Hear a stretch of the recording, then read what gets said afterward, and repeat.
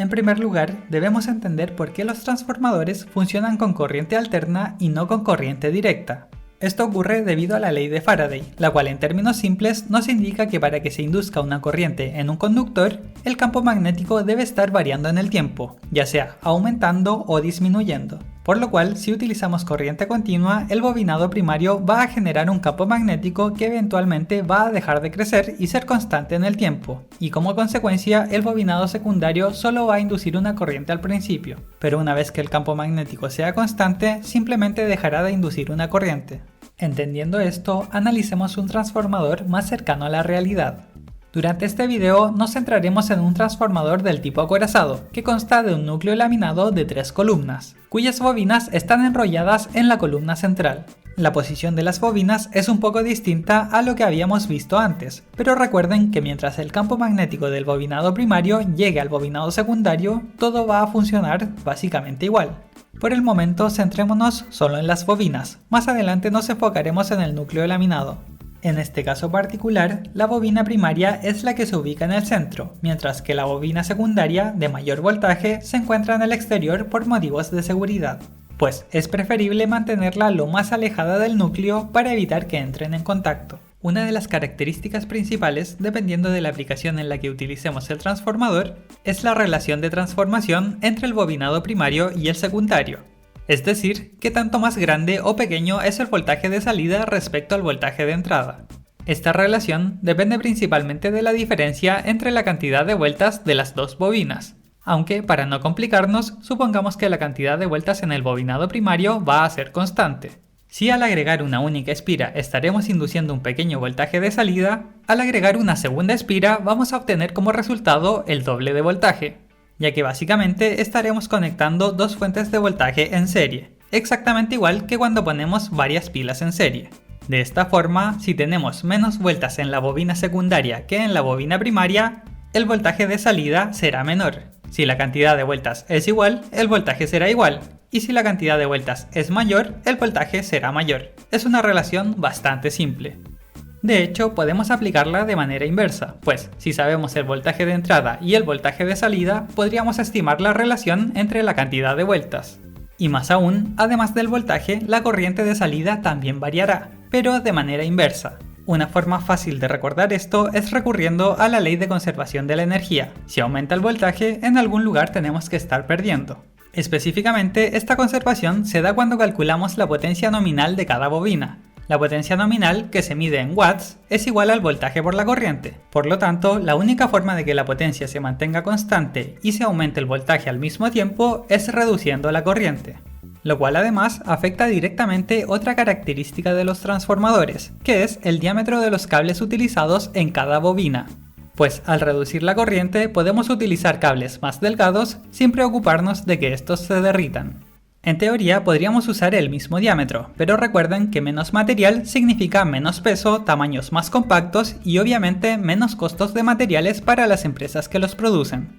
Lo cual es aún más importante cuando estamos hablando de transformadores de alto voltaje, así que no tiene sentido hacer los cables más grandes de lo necesario. Esta misma diferencia en los diámetros significa que en caso de que tengamos un transformador en el cual no conozcamos qué terminal corresponde a qué bobina, ya que generalmente están cubiertas, podríamos medir ambas resistencias y deducir que la que es menor corresponde a la bobina con menos vueltas, pues como vimos en el capítulo de las resistencias, un mayor área transversal y un menor largo significa una menor resistencia. Ahora, volviendo un poco al tema de la conservación de la energía, en un mundo ideal, la energía entregada por el bobinado primario sería igual a la recibida por el bobinado secundario. Sin embargo, en el mundo real esto no es así, pues existen múltiples pérdidas, como pérdidas en la transferencia del flujo magnético, caídas de voltaje en los conductores que componen la bobina y pérdidas por calor, entre otras. Y es precisamente para solucionar estos problemas que se utiliza un núcleo en los transformadores, siendo el material que lo compone el factor determinante en el efecto que producirá. Esto debido a una característica fundamental de los materiales conocida como permeabilidad magnética, y que en términos simples nos indica la capacidad de cada material para afectar y ser afectado por un campo magnético. Para que se hagan una idea, solo con cambiar un núcleo de aire por un núcleo de acero, el flujo magnético que pasará por las secciones de acero será entre 2000 y 6000 veces más fuerte que con el núcleo de aire, con lo cual aumentaremos considerablemente la corriente inducida en la bobina secundaria. Aunque tengan en cuenta que sin importar qué tan alta sea la permeabilidad del núcleo, jamás vamos a obtener como resultado una potencia de salida mayor que la de entrada. Pues existe un fenómeno conocido como saturación magnética, en la cual, superado un cierto límite de magnetización de los materiales, se hace cada vez más difícil seguir aumentando. Hasta aquí suena bastante bien, ya que aumentamos el flujo magnético. Sin embargo, al utilizar un núcleo nos encontraremos con nuevos problemas. El primero de ellos son las corrientes parásitas o corrientes de Foucault. Un núcleo de acero, además de tener una alta permeabilidad magnética, es un material conductor, y aun cuando éste se encuentra aislado eléctricamente de los bobinados, el campo magnético de la bobina primaria va a inducir corrientes en el núcleo, al igual que lo hace en la bobina secundaria. Claro, estas corrientes no van a ir a ningún lado, porque estamos hablando de un bloque de metal que forma un circuito cerrado, pero aún así los electrones van a estar fluyendo en su interior. Y, como ya hemos mencionado anteriormente, una corriente genera un campo magnético, el cual por cierto, según la ley de Lenz, se va a oponer al campo magnético que la generó en primer lugar. En pocas palabras, estas corrientes parásitas van a estar afectando negativamente la eficiencia de nuestro transformador. Pero aún podemos hacer algo para controlarlas, y de hecho la solución es bastante simple. Si no queremos que haya corrientes en el núcleo, la forma más fácil de detenerlas es oponiendo una resistencia. Literalmente, buscar un material que posea al mismo tiempo una alta permeabilidad magnética y un alto coeficiente de resistividad.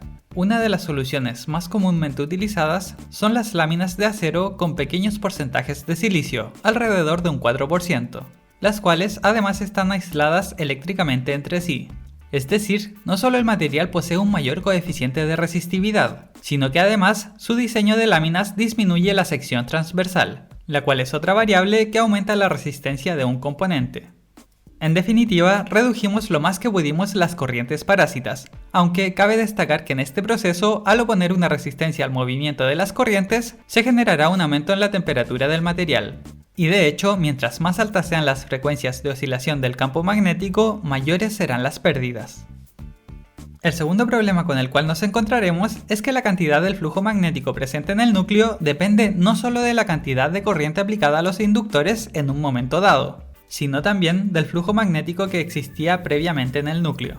Esta propiedad es conocida como histéresis y podríamos entenderla como una inercia del núcleo al cambiar la dirección de su flujo magnético, o un gasto de energía que debemos realizar para que éste se reoriente.